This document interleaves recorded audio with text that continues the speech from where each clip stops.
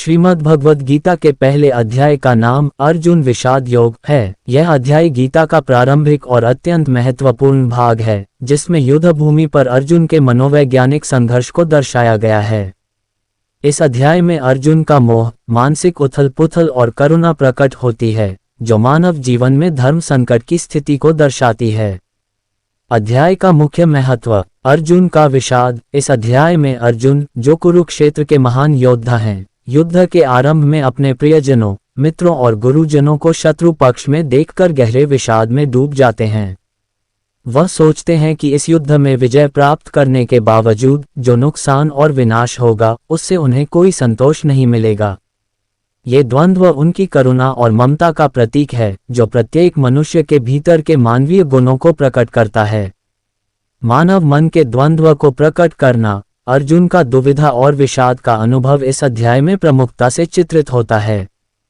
वह सोचते हैं कि अपनों को मारना अधर्म है और इससे अनैतिकता का प्रसार होगा।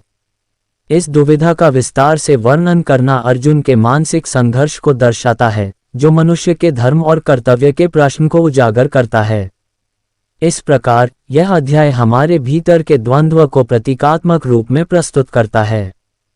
धर्म और कर्तव्य के प्रति सजगता, अर्जुन का विषाद उन्हें कर्तव्य पालन और धर्म की सही समझ को खोजने के लिए प्रेरित करता है। यह अध्याय इस बात का संकेत देता है कि जीवन में कठिन परिस्थितियों का सामना करने के लिए हमें अपने कर्तव्यों का आकलन करना चाहिए। श्री कृष्ण के साथ अर्जुन का संवाद आगे गीता के उपदेशों की भूमिका तैयार करता है। परमात्मा का आश्रय, विषाद के कारण अर्जुन को अपनी क्षमताओं पर संदेह होता है और वह भगवान श्री कृष्ण की शरण में जाते हैं।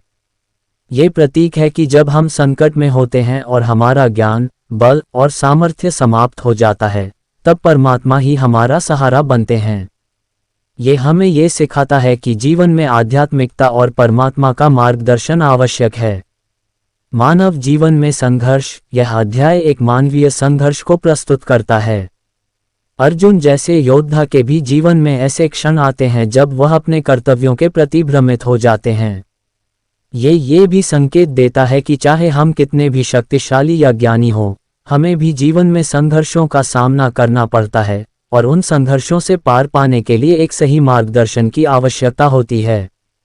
सारांश, गीता का पहला अध्याय अर्जुन के मानसिक और भावनात्मक संघर्ष को प्रकट करता है, जो केवल एक योद्धा का नहीं बल्कि हर मनुष्य के जीवन का अभिन्न हिस्सा है।